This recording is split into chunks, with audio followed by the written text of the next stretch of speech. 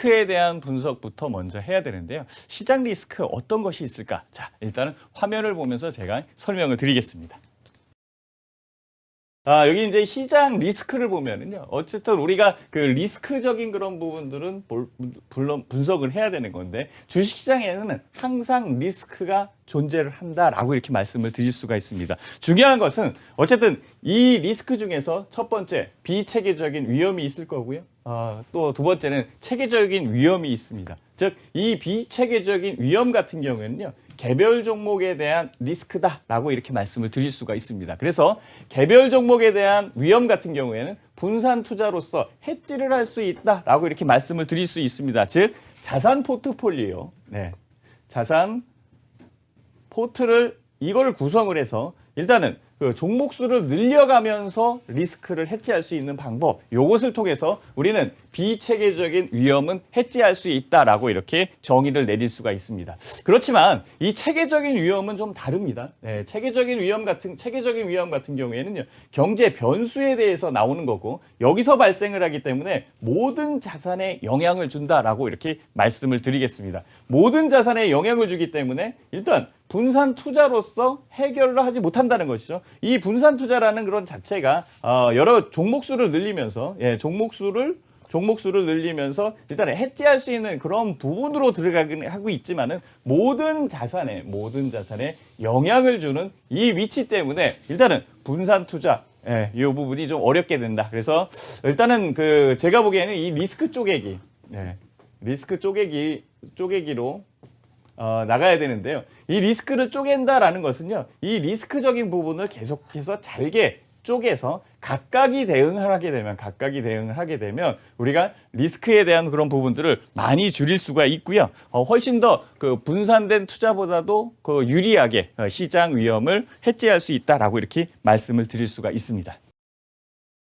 위험을 분산을 할 거고 그다음에 그 위험을 얼마만큼 내가 테이킹 참고로서 내가 지금 부담을 할 건가 이런 부분이 이제 수익적인 부분에 이제 귀결이 되는데요. 우리가 이제 경제 심리학적인 그런 분석을 해 보면은요. 이 경제 심리학 쪽의 분석에 아주 전망 이론을 내놓은 카네만이라는 사람이 있는데요. 이 카네만은 노벨 경제학상을 받은 그런 사람입니다. 이분이 심리학적인 그런 부분으로 경제학을 분석을 하면서 사람들이 어떻게 위험에 대처하는지 이 부분을 연구를 했는데요.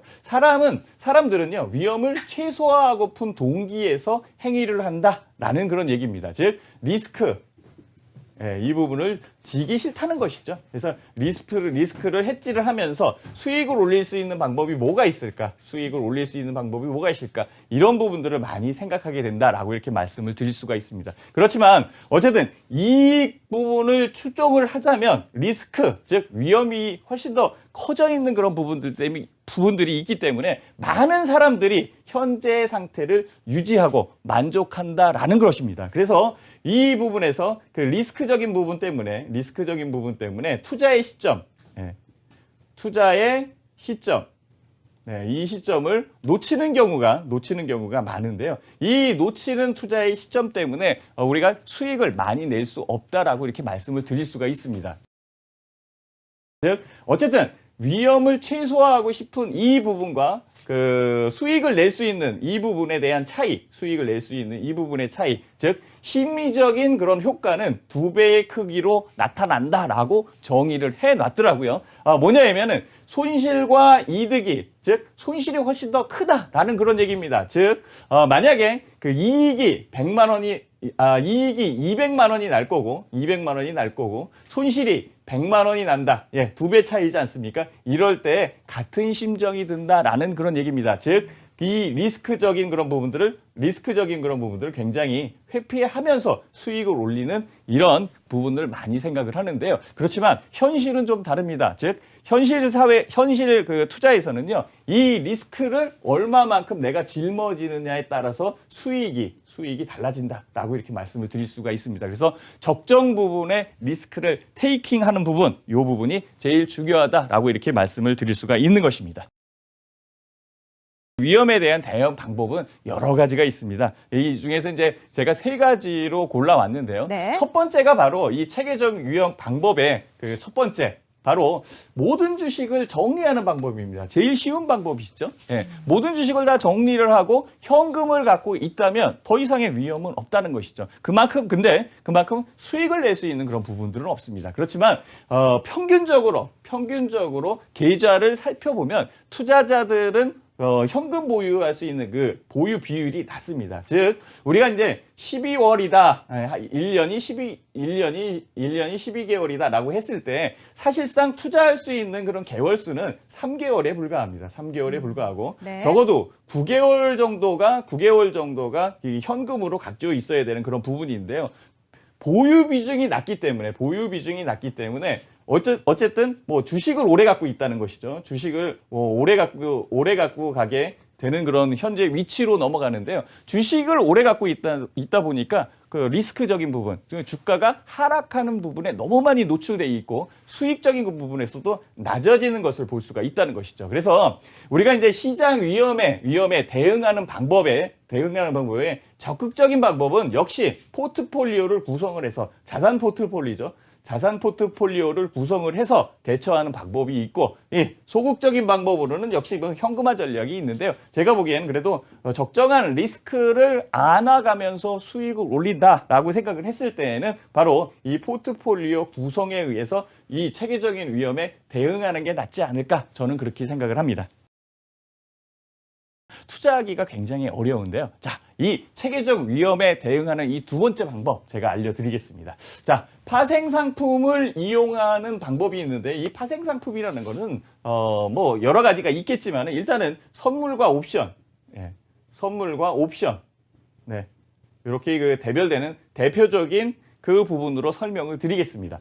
외국인과 기관의 경우는요, 선물 옵션은 요건 아니고요. 선물을 매도를 하면서 시장 위험을 해지를 하거나 하락하는 부분에서 수익을 얻는 그런 방법이 있습니다. 여기에 또 풋옵션을 매수를 하거나 콜옵션을 매도를 해서 또 수익을 올리죠. 이런 파생적인 그런 부분들로 수익을 많이 올리고요. 현재 그 국내 시장에서 롱숏 전략 이렇게 많이 나오는데요. 이 부분이 바로 그 파생 부분과 결부돼서 수익을 창출하는 그런 방법으로 넘어간다라고 이렇게 말씀을 드릴 수가 있습니다. 여기에 또 유리한 방법이 있습니다. 주식이 없어도 공매도를 침으로 해서, 즉 공매도를 통해서 주가가 하락하는 부분에 수익을 챙긴다. 즉 높게 팔아서 낮게 사놔서 수익을 챙긴다라고 이렇게 말씀을 드릴 수가 있습니다. 그렇지만 개인 투자자의 경우도 할 수 있는 방법은 여러 가지가 있습니다. 바로 그 선물을 매도하는 방법, 그다음에 풋옵션을 매수하는 방법. 근데 콜옵션을 매도하는 거 똑같이 할 수 있습니다. 그렇지만 개인의 경우에는 증거금이 너무 많이 잡힙니다. 그래서 콜옵션을 그 매도하기 위해서는 큰 증거금이 필요하고 현재 위치에서 수익을 낼 수 있는 그런 부분들이 줄어들기 때문에 어려운 방법이 됩니다. 여기에 대차 거래라는 게 있는데요. 개인 간의 대차를 통해서 빌려와서 주식을, 뭐 삼성전자 갖고 있는 분들은 삼성전자를 안 팔 수 있는 그러니까 안 판다라고 하시는 분들 같은 경우에 그 부분을 빌려와서 대차에서 매도를 치면서 공매도하고 비슷한 개념이죠. 매도를 통해서 수익을 챙길 수 있는데 대차 거래의 경우에는요, 바로 이자를 내야 됩니다. 이자와 수수료를 내야 되는 그런 부분이 있기 때문에 또 2차적인 비용 부담이 있죠. 2차적 비용 부담이 있습니다. 이렇게 개인 투자자 같은 경우에는 파생 상품을 이용해서 할 수 있는 게 좀 한정적이지 않을까, 저는 그렇게 생각을 하는데요. 일단은 파생 투자는 바로 레버리지가 너무 높습니다. 레버리지가 굉장히 높기 때문에 오히려 계좌를 더 큰 위험으로 노출시키는 그런 부분들도 있기 때문에 우리는 주의를 해야 된다라고 이렇게 말씀을 드리겠습니다.